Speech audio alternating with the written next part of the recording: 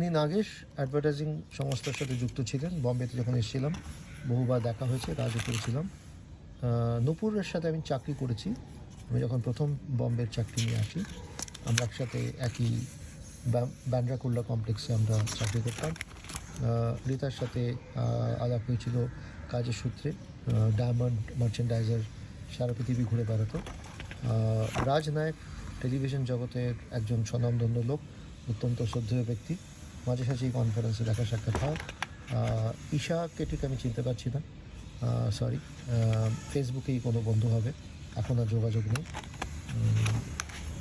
এনাকেও আমি ঠিক চিনতে পারছি না, কোনো একটা বন্ধু হবে সম্ভবত। এটা আমান। টেলিভিশন জগতে আমি যখন কাজ করেছি তখন একসাথে আমরা কাজ করতাম। আর ইনি নামটা ঠিক মনে নেই, কেন সাইনে লেখা নেই। ইনি একজন পিআর কোম্পানির সিইও ছিলেন। তোমরা জানো তোমাদের কেমন লাগছে।